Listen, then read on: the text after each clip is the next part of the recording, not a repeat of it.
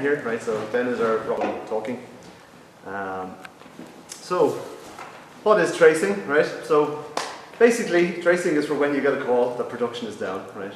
The SSH into a box somewhere. There's processes going nuts. You have no idea what's going on, right? At best, there's something in the log files, right? That might help you. But I'm sure some of us have all been in the scenario where there's just processes pinned to 100% and you've no idea what's going on, right? So tracing can help in this scenario, right? Basically, tracing will allow you to give you a kind of an X-ray or an MRI of your processes as they're running, right? And from this information, you might get some sort of a hint as to what's going wrong, right? And typically, like in this use case, you know, production is down, so you're under huge time pressure, right? And you also have to figure out why the process is going like that or whatever, right? So any clues you can get at all are really good, okay? So that's one use case for tracing. There's a couple of others, we'll go through them now, right? But just to note that it is a field of computing in itself, okay? So it's used by sysadmins for fault diagnosis, right? It's used by developers for debugging. It's much akin to logging, right? But it's not quite logging, okay? So logging is kind of more high-level analysis of less frequent events, whereas trace events are really, really low-level, really high frequency, okay? And the tracing stuff also has to be really robust as well. So once you turn on tracing, start to gather all these events, the tracer shouldn't interfere with your running processes, okay? So your process should still continue to go nuts and all that, right? And that's to be completely non-invasive, right? And the cool thing about it is that it can be turned on by demand, right? So very often if you have a scenario where some process goes nuts, nothing in the log files, production is gone down, things are in flames. Sometimes a reboot will sort out the process, right? Which is not good, right? Sometimes you might put in more console logging into the process and hope that when it happens again, you'll get more logging or turn on more verbose logging, okay? So tracing will allow you to get a snapshot of the process at that moment in time with all the events that are going on around it and stuff, okay? Okay, so what it isn't, right, as I said, it's a completely separate area of computing by itself. It's not a debugger, right, but it can help with debugging. It's not a profiler, but it can help with profiling, okay? And it's not a logger, but it can help with logging, right? So it's kind of a mix of strange things, right? So as I said, it's like an X-ray or an MRI of your running system, okay? And it also means that your user apps and your kernel can be traced together, right? I'll talk about this more in a minute. Okay, so in terms of the history of tracing and stuff, right? dtrace was released in 2005. Okay, has anyone heard of dtrace? Show of hands. Is anyone using it actively in production? No. Okay. So around about 2000 or so, right? Sun were under a lot of pressure. Okay, so they were under pressure from Windows. They were under pressure from other Linux vendors. So they had to come up with something that differentiated them from the competition. Okay, so they made a very top-level call that tracing and debugging was going to be a core feature of Solaris, right? And they spent years developing it, right? At huge cost, huge overhead. Okay, so in modern-day equivalents, it would be like Linus and Greg KH and all the other inner circle guys of Linux basically saying we're going to stop everything and we're going to do tracing for a couple of years. Okay. What they did, and they were first to market, and that was 2005, right? It's 2015 now, and dtrace is still held up as a major selling point of SmartOS and Solaris and stuff, right? So it's really good. However, it's really well marketed, okay? But when you actually dig into things, it's not widely used, right? Even on Solaris and stuff like that, it's kind of more of a niche thing. It's hard to use, and you kind of need to be a specialist in writing D scripts and understanding what's going on in order to make the most of it, right? However, by comparison, right, tracing on Linux is completely, the history is far more sorted, right? So when dtrace was released, a lot of the members of the Linux community kind of had dtrace envy and we should have this and etc. But back at that time, there wasn't a huge amount of interest in the inner circles of Linux in tracing. Okay, there just quite simply wasn't. And you can look back at emails on the Linux forums and stuff like that. From the very top guys going, we don't really need this kind of thing. But it eventually got there was enough interest in it, and there was enough marketing around dtrace that they figured it eventually made its way in. So the first pass of making its way in was this thing called kernel markers, right? And then there was kernel probes and user probes, right? But kernel markers were the first attempt at adding trace points into Linux. There was practically a revolt when they went in first, right? Everybody hated them, right? So they were quickly removed. This trace event macro went in, okay? And this trace event macro now is pretty ubiquitous today, right? Throughout all Linux, this one trace event macro is used for doing trace points everywhere, okay? So Linux itself now, there are lots of trace points in there. It's possible to get probes from all parts of Linux. So it's really good, right? And you don't need a tracing tool per se to actually use it, right? So you can use it directly from the kernel, right? So the kernel has this debugfs file system. It's a RAM-based file system for debugging. To turn on trace points or create a probe, you have to echo 1 to a certain file, and that will enable it or whatever. So the interface is terrible, right? But the point is that they're all there, okay? And if you run a sudo find /sys kernel debug tracing events, so running that command on my local VM there, there's about 1,100 trace points, right? Which is quite a lot, right? 600 of those are syscalls, and then the rest are a mix of various operating things like NFS and the file system and power and all that kind of thing, right? But the important bits are the 600 syscalls, right? So these are the system calls deep within the kernel, right? Also, the tools around Linux tracing as well are there's lots of them. It's not very clear which are the good ones to use and which are the bad ones, etc. And they're also kind of jumbled on top of each other. So you have some tools that do a bit of tracing and a bit of performance, and some that are just for debugging, etc. The most common tools are perf and ftrace. So they're both in the Linux tree. Okay, that's very important. We'll talk about that later, right? Then there's other tools like systemtap, strace, ktap, evpf, which looks really good. There's dtrace for Linux. Okay, so this has been coming for years. Oracle, on Oracle Linux, you can run dtrace, right? But you can't just go and download it and install it yourself, right? And it's never going to be in the kernel tree itself, right? Because the open source licenses are completely different, right? And then finally, there's LTTng, okay, which I'll talk about in a second. There's this guy called Brendan Gregg, who I'm sure many of you have heard of, right? So he's the most prolific author out there about all of this stuff, right? So he was involved in writing dtrace. He wrote the dtrace book. So he worked on Solaris for years. Okay, now he works for Netflix, and he's pretty much doing the same thing on top of Linux, right? In Netflix, right? So his website is the one-stop shop for all this stuff, right? Okay, so just a little bit about syscalls, right? So the syscalls in the kernel are kind of where the rubber meets the road in terms of your application, right? So you may not realize it or not, but any application that you write is using syscalls under the hood at some stage, right? And the most popular interface for talking to the kernel is the GNU C library, right? So no matter what you're doing, it's probably using GNU C at somewhere under the hood, okay? And it's a big part of the Linux API. So this is the external API for Linux, right? So it's been stable for decades. New calls are introduced very rarely. And that's in complete contrast to the internal kernel APIs within Linux, which change all the time, right? So, but externally, it's very solid. And that allows Linux to be easily ported to all sorts of platforms and architectures and stuff, So some examples of syscalls, right? The most common ones are kind of open file descriptor, connect to a socket, accept, read, select poll on a socket, okay? But for most of the syscalls, there's corresponding trace points. So for open, for example, there's a sys enter open, sys exit open. For connect, there's a sys enter connect, sys exit connect, right? So you can see, even just by looking at the kernel trace points directly, that there's, you can infer a lot as to what's going on there, right? Some links there to just, kernel stuff. LWN.net is great. And there's a book on Linux kernel development if you want to dig into it. It's really good. Okay, so LTTng, right? So I've been keeping an eye on these tools for years. So the perf and the ftrace and all that sort of stuff, right?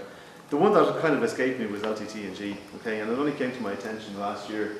They did a big release, 2.0 or whatever. They did a new website, and it hit Hacker News. And then I kind of started digging into it and went, God, I should have been using this for, why I hadn't heard of this before.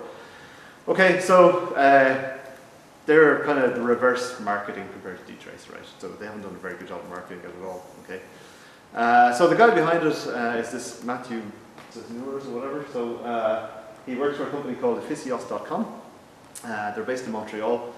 And Matthew is a kernel developer, so he's the guy that was originally behind the kernel markers that went in first, right? And then he's the guy that wrote the trace event stuff that superseded all that, right? So he's been working on this for 10 years, right?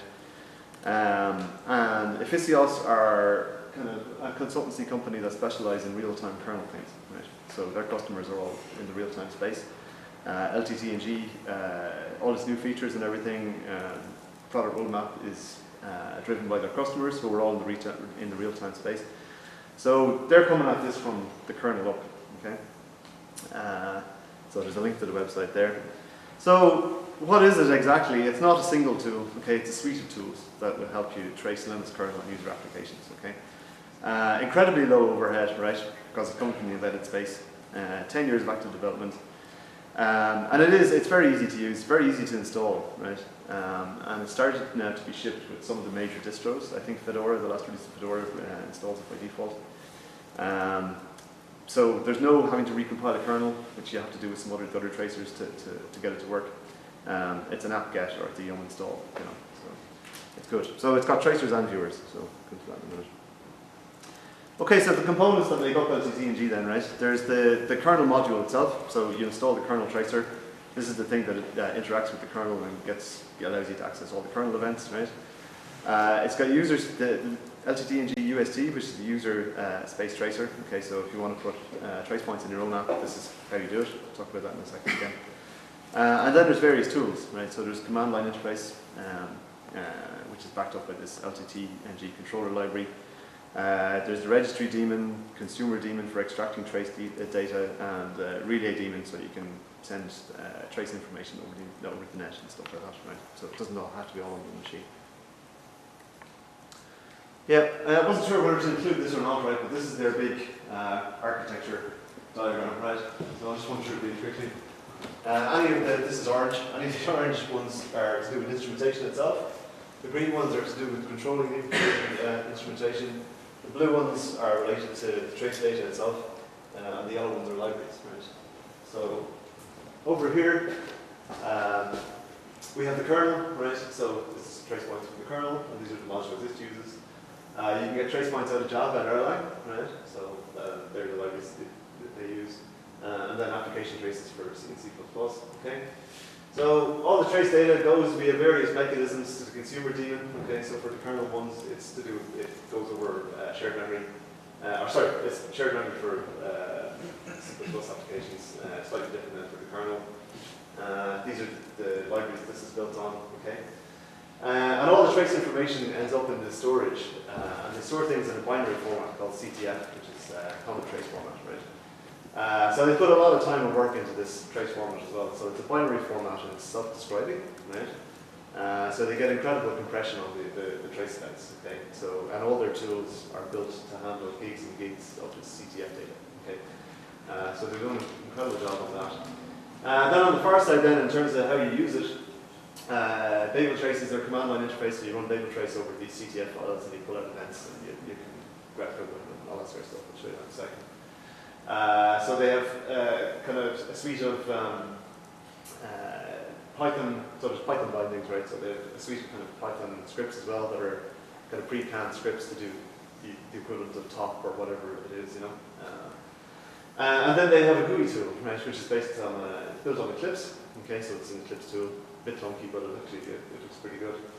So that just allows you to open up these CTF files on your local machine and get a nice graphical representation of it. Okay. And if you remember as well, they're coming from an embedded background, right? So if there's a problem on your embedded device, you run your LTTng stuff, it pulls off this common trace format binary, and then you figure out what's going on from looking at the traces. Okay, the viewers then, yeah, so the command line viewer is called Babel Trace, the Trace Compass, which is the Eclipse based thing. The Python bindings, which it talks about, right? So you can write your own Python scripts to open up these CTF files and iterate over them, you know, pull out your own data, whatever way you want. And then the pre-canned Python scripts to do analysis and stuff, right? Okay, so how does this actually work, right? So things are going nuts in production, right? You come along to the box, you do an LTTng create my session, it creates a new session. You call enable event, right? So in this case we're enabling kernel events, we're going to enable all of them. It obviously accepts wildcards and you can put in specific events and all that sort of stuff as well, right? This add context thing is just to put the PID and any thread vkids into the trace as well. They don't do that by default, I'm not sure why, there must be a good reason. Then you call LTTng start, right? And then something is happening, right? So there's trace points being collected and all that kind of thing. And then at some point you're going to hit LTTng stop, which stops the trace points being collected. And then you can call start and stop as often as you want, and it depends to the CTF file. And then finally call LTTng destroy, right? To destroy your session. So just before I flick over there, right? So as I said, production's on fire. You can tell a lot from the kernel traces alone, right? So if you do a little bit of tracing, get a snapshot for a couple of seconds or a couple of minutes, right? And then have a look at the CTF thing, right? From the kernel calls alone, you can kind of tell what's going on, right? So if it's a disk-related problem, there's going to be lots of I/O-related syscalls, or if it's a network-related thing, there's going to be lots of socket activity, So you can get a kind of an indication of what's going on by just the kernel, right? So that's really good. However, it's much more beneficial if you get both the bottom up and top down view of tracing, right? So from the top down, then, if you want to put in your own tracing, right? They have this user space tracer, so LTTng UST. You instrument your app with your own trace points, so you put trace points wherever you want, right? So this can be thought of as logging, except the difference with logging is that it's emitting trace points, right? Which are very high frequency, as opposed to logging, right? So, and can be turned on dynamically, right? So, kind of like logging, but not really, right? And then you link in this lib LTTng, and that's it. You collect the snapshots in the same way. So, start your session, run your app, collect your traces, and then you view and analyze your traces. Okay. So that's kind of the top-down view, right? And that's what the tracepoint macro looks like. So, tracepoint event. Hello world is the namespace, so that's what they will appear as in the CTF file, okay? Then you can have any number of trace points, so this one is just called my tracepoint. It's arguments and fields, so it's going to take an int and a char, yep. And then at the end, you call it in your code by just calling tracepoint, hello world, my first tracepoint, 23 and string or whatever. So you define your tracepoint macro once, and then you can call this tracepoint, make this tracepoint call anywhere in your application. Okay, so we have the bottom-up approach from the kernel, right? And we have the top-down stuff if you put your own trace points in your app, right? The bit in the middle that's missing is instrumenting Node itself, right? So, and that's what we set out to do a few months back, okay? So we've added LTTng trace points directly into Node, okay? So they landed in IO.js version 1.02 several months ago, or several weeks ago. It's all blurred. So it was actually relatively straightforward because there's code in Node for dtrace and ETW. ETW is event tracing for Windows, right? So Node already has tracing tracing support for Windows and Solaris. So what was really missing was Linux, right? So we've added in probes around HTTP server request, HTTP server response. So that's really useful. Like what requests are coming in, and you can see them as trace points in your tracing. Client request and client response, so that's making calls out. And both of these work as well. So this is the low-level HTTP stuff, right? So it'll work with Express or Happy or whatever, which use the low-level HTTP calls. Net server connection, net stream end, so you can get some information about your streams and general net connections and all that kind of stuff. And then the garbage collection stuff is really useful as well. So when the garbage collection kicks in and when it gets done, right? And obviously, if you see an awful lot of garbage collection events going on in your app, then you probably have memory problems, right? So I have a short demo, which I'm not as brave as Glenn, so I recorded my demo, right? So this is just to show how you would use it. So I have a small app. Yes, I'm not brave. Right?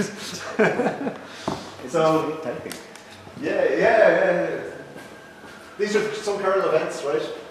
These are the events coming out of our node process here, right? So we see net server connection, net stream.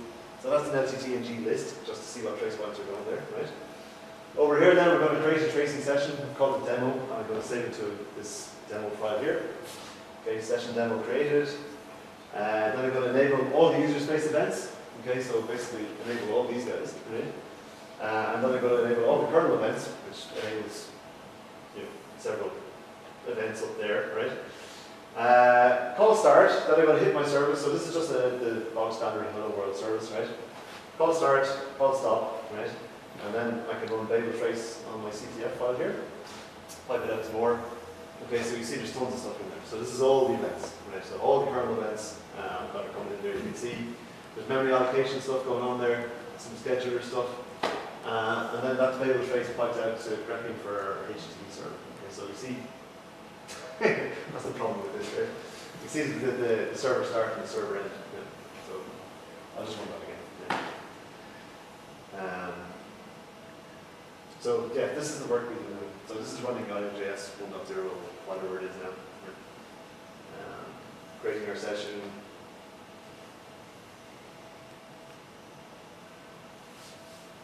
Okay, so now we're enabling all the user space events, all the kernel events.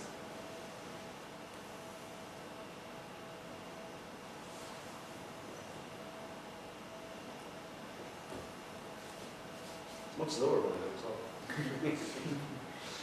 Starting our session, right? Running our hello world a couple of times.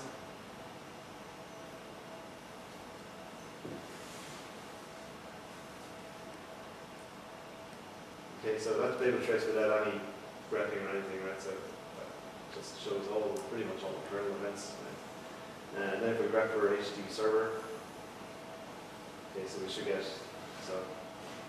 there's HTTP server request and response, and we did it 3 times. So the 6 trace events, 6 probes for our 3 probes. Right? So Glenn is going to give a much more impressive demo in a few minutes. Okay, I'm going to go off on a bit of a tangent, right? So IO.js, right? So you may be wondering, considering that your firm employs about 40 people and we all make a living out of Node somehow, right? So obviously when IO.js was released, we got a bit concerned. But we remain calm, right? And it's actually looking really good now, okay? So basically, in football terms, right, pretty much the entire players and everybody watching picked up the ball, went to a different field, changed the rules a bit, right? So there's the open governance model, which completely changes the rules about how this is run as an open source project. Have attracted way more people to the community, right? By just doing this and reaching out for help in various areas, right? The other big difference is that the roadmap is company or industry driven, right? As opposed to one kind of company driving the direction of it. So the guys went out and they talked to people in industry and they came up with a roadmap, okay? And the roadmap basically is, breaks down as the following. So the roadmap is trying to fulfill what people want, right? And so there's 1, 2, 3, 4, 5, and this is 6, so there's 6 working groups, right? So there's a working group for stability, right? So stability is all about making it stable, obviously, right? But it now Node will follow Semver, right? So minor releases, patch releases, all that kind of thing, right? So the major releases now are going to be when when the V8 API changes, right? And also they're tracking V8 really closely now. So every V8 release is going to be immediately followed up by a Node release, right? And Node, like the IO.js now is incredibly fast, right? Even compared to Node 12, which has a really old version still has a really old version of V8, right? IO is just blazingly fast, right? So on the stability front, right? The NAN module, right? So the problem with V8 changing its interface, right? It's to do with any native modules out there will be broken, right? So we've seen this between Node 6, Node 8, Node 10. The underlying C++ API changes for V8 all those times, and there's a mass migration of native modules. But there's a module called NAN, which is pretty much just macros around the V8 stuff, right? So if your module uses NAN now, you're going to be completely shielded from changes to V8. And that should kind of really help keep native modules in sync with V8 going forward, right? So that's going to be part of core now. So that's a lot of what the stability working group is doing. The NG stuff is the next generation, right? So this is looking at ECMAScript 6, ECMAScript 6, ECMAScript 7. All those changes coming down and how they're actually going to affect Node, things like promises, well, promises right now. All this other stuff that's going on as part of ECMAScript. Streams, fourth time lucky, that's all I'll say about it. The release group is, just in charge of releases, right? But there's a lot of work involved in that, right? Making sure it tests fast on all the platforms and all that kind of stuff, right? So there's a whole working group to do with releasing. There's a lot of work going on around localization. I haven't followed it very closely, to be perfectly honest, right? But it should make localization in Node far easier, right? But the best working group is the debugging and tracing working group, right? Myself and Glenn are involved in that, right? Since we put the LTTng stuff into Node itself, right? So since IO.js, since the fork happened, the Node Foundation has been set up, okay? And there's a reconciliation proposal out to all the working groups at the moment. But it's all going to go through. But what's going to happen is the IO.js is going to become Node effectively, right? So it'll be completely reconciled in. The biggest problem with the reconciliation stuff is long-term support for Node 10 and Node 12. Okay, so it's going to be a little trickier on that, like how you get patches, things that were changed in IO.js and backported into 12 and 10 and stuff, right? But in general, right, Node is in a much, much stronger place thanks to this fork. So it's a very mature fork. It's gone very well, and it's going to have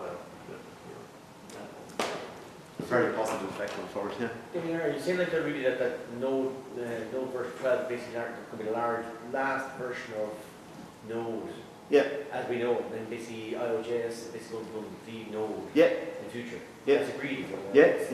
That's what the proposal is. Yeah. I mean, I heard the proposal, but I wasn't sure if joint. Yeah, no, that's joint are just another member of the Node Foundation now. Yeah. Oh, okay. So the problem is there's nobody left to work on Node. Right? Yeah, everybody's working on IO.js, right?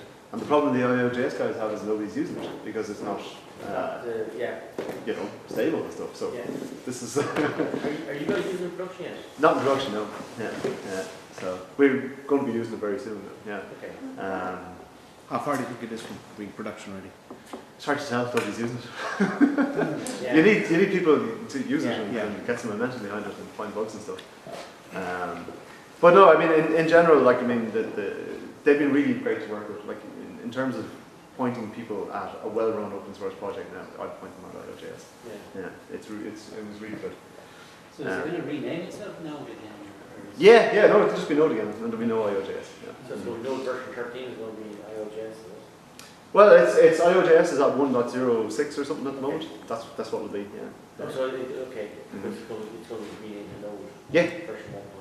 Yeah, exactly. Yeah. So no more forks, no more branding confusion or anything like that. It's just back to being Node. Yeah. More revolutions.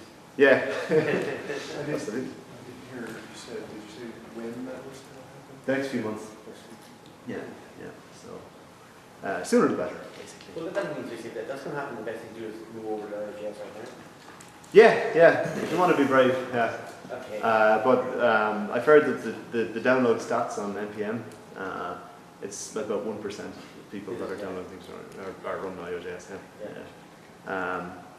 But as I said, it's this is the future now. Yeah. So okay, so just a bit on the debugging and tracing group, right? So this was one of the big things that companies wanted. Like we wanted it ourselves, right? So like Node has always been bad to debug and trace what's going on and stuff like that, right? So this tracing working group was set up. They reached out to loads of people, right? But they reached out to the Chromium team as well. So there's loads of people from Google now that are on board with all this, right? So it's great. So you have people like Paul Irish and stuff who are now part of the Node tracing working group. So Google are, contributing massively to this. But what they've done is they've taken the tracing infrastructure that they had in Chrome itself and they put it into V8. Okay, this idea of this trace event, right? And then once it lands in V8, it'll come into Node, right? And then this trace event is pretty much looking like the way forward, right? So what it is it's two parts, right? So kind of an embedding API, how you actually use it from within, what you're embedding in, like so Node in this case, and then a controller API, so when to start tracing, stop tracing, the interface to getting the events and all that kind of thing.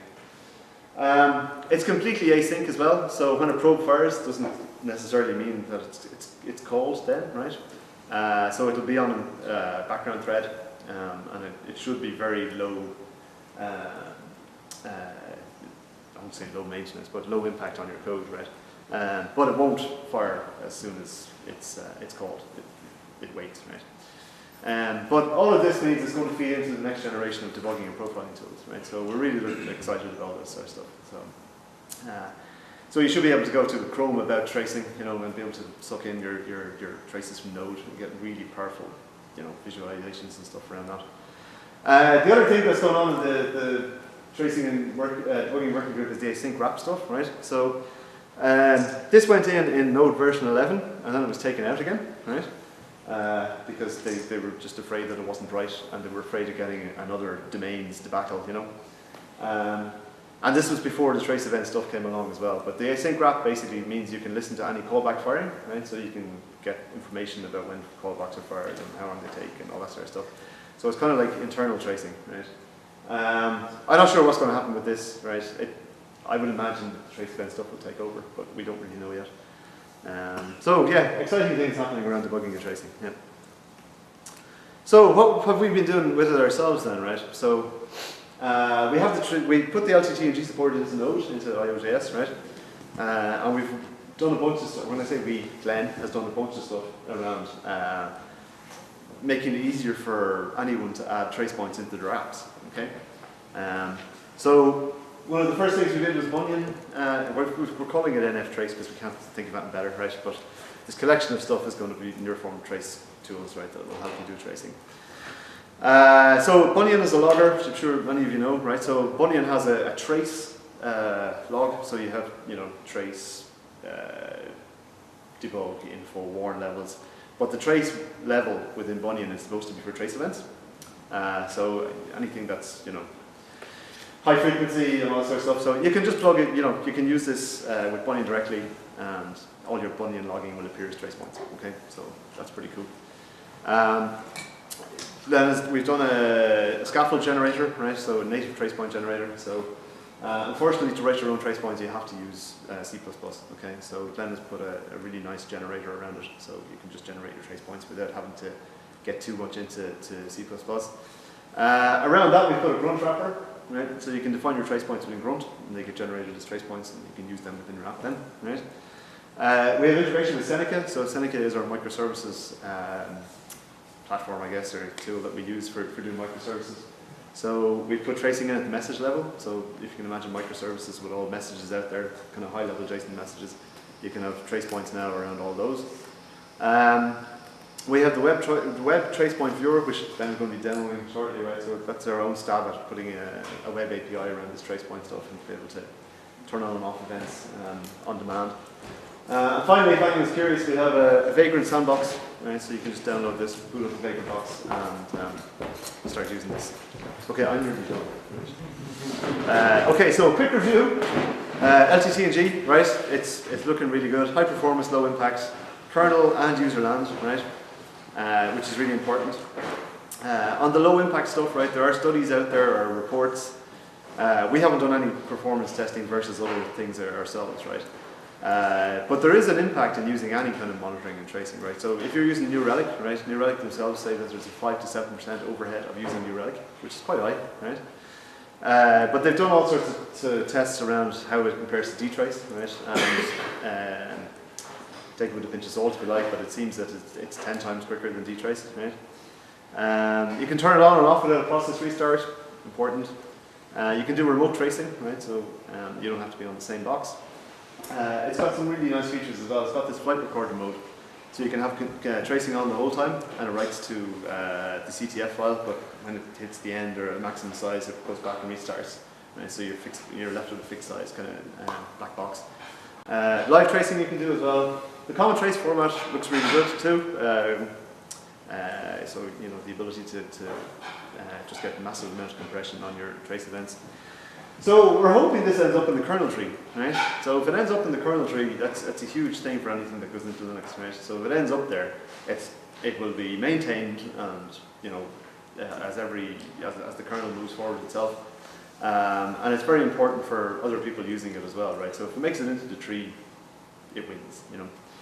And there's all sorts of work going around as well about tracing other things, right? So if you can imagine if Mongo was traced or Redis was traced, right, you can get a complete snapshot of all the other tools that are going on in your stack. So I think there's a fork of Redis they were saying the other day that is out there with LTTng trace points.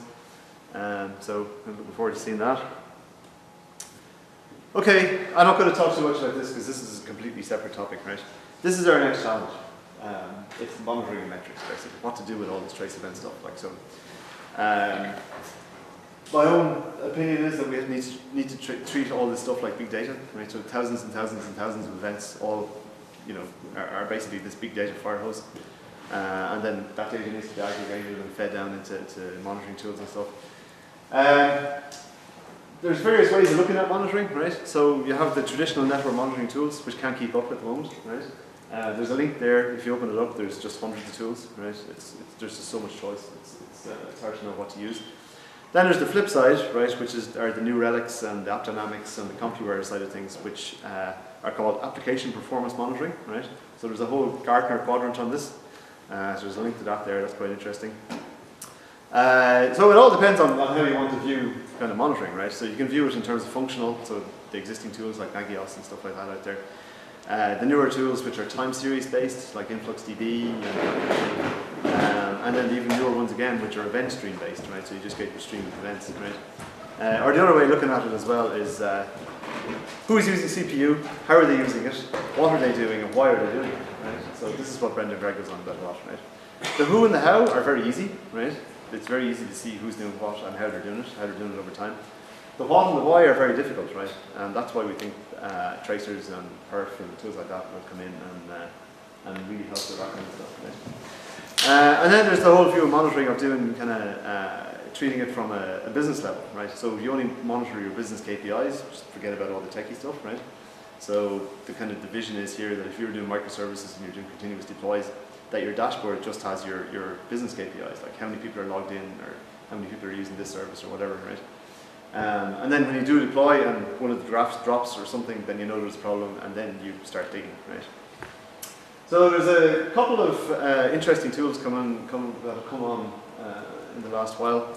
Prometheus is one of them, right? So we're going to give this a really good evaluation. It looks really good. It was released by SoundCloud, written in Go. Looks excellent. Brendan Gregg from Netflix released a blog post there recently, a microscope on microservices. It looks really good as well. So the idea is you start off with a high-level view of things, like so you can see a high-level view of the traffic going through your system, and then you know if things start burning up, you drill down, and then you get your flame graphs and all this sort of stuff. So that seems to be all built on top of perf. And this tool called Performance Copilot, which is a Red Hat tool that's been around for years, but it seems to be still has kept itself very modern. And finally, before I hand over to Glenn, right, this is a really interesting area and it's evolving really quickly, right? The perf stuff looks amazing.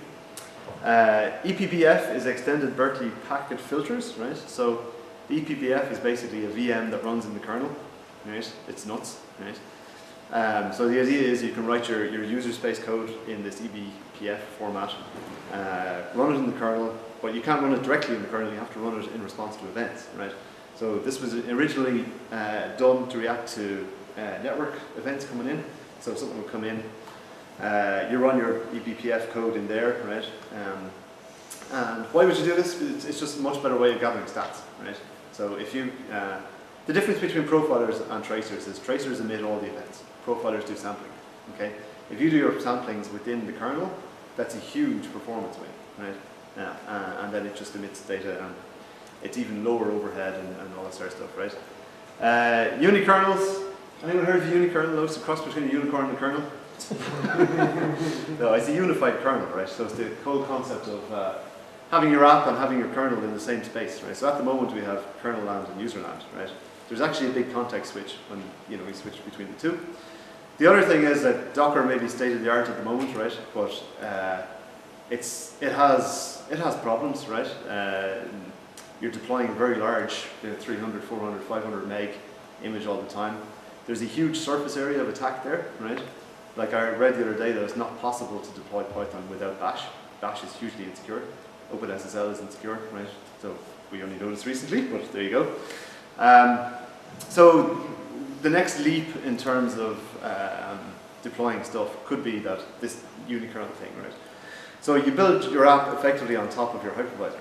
So instead of making calls to the kernel, you're making calls to the hypervisor, and you only use the bits of the hypervisor that you need. So if you're only doing disk I/O or file I/O, you only use those APIs, right?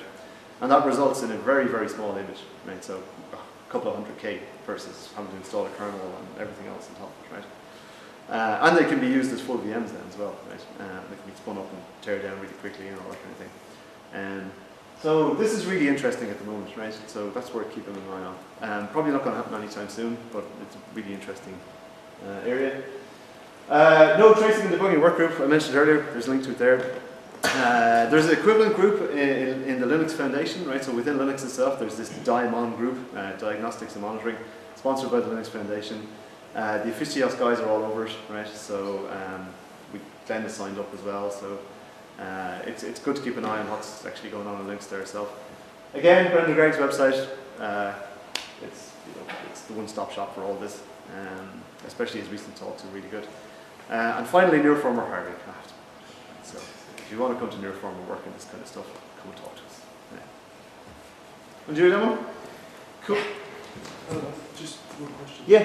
Where you were talking about the modeling, the learning, big data, and all that, have you seen anything involving some sort of machine learning to predict events before they happen? Yeah.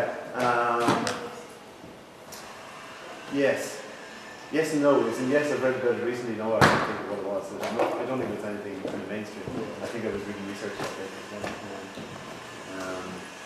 But no, it's very interesting what's going on. Like it's almost the start of all this. So, it's cool.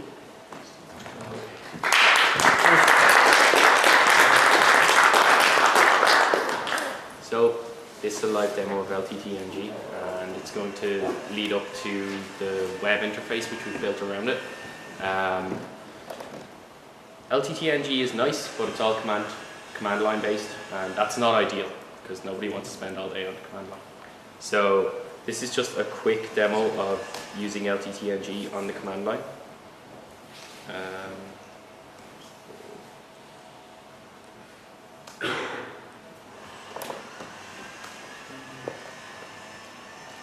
So what I'm doing right now is I'm going to enable all the kernel trace points right now, and they're all going to get logged and they're all going to be saved. It's not going to affect the performance of the VM whatsoever. So I'm just going to start this session.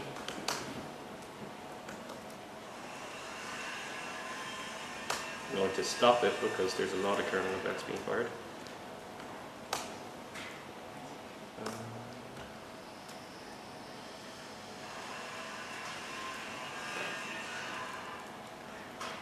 Yeah, that's buffering related to memory. That's going to take a while.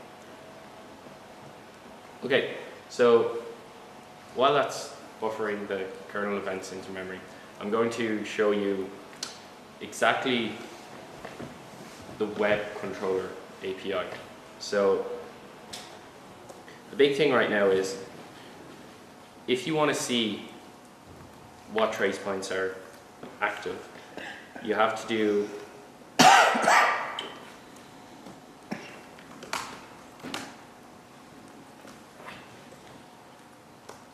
so that shows you what trace points, what running processes have LTTng trace points in them. And if you want to trace these processes and these trace points, you can enable them, like I enabled all the kernel events. So this is your real-time debugging, if you want. So you can set up your session on the command line, enable one of these events, you'll see when that event is fired, and then you can all do some analysis on it later. Here's the controller. So the controller is a Node module which I put together, which you can download. We're going to make them all publicly available later or tomorrow. I'm not sure if they're publicly available right now. So what it does is it gives you a nice UI around the command line stuff. It lets you use little checkboxes on what events you want to enable. You can then enable processes on it, or you can enable trace points on a per process basis. Big thing is normally when you're enabling your trace points, you're enabling them for all processes which have those trace points in them. And so if you're running 5 node processes and you have all of these node GC start and GC done trace points enabled, whenever any of your node processes do some GC, it's going to pop up from any node process.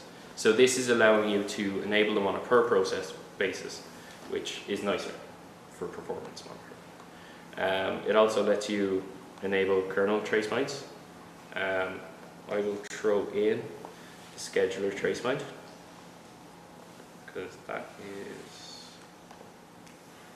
that's a dangerous trace point, but I like it. And you can start your session,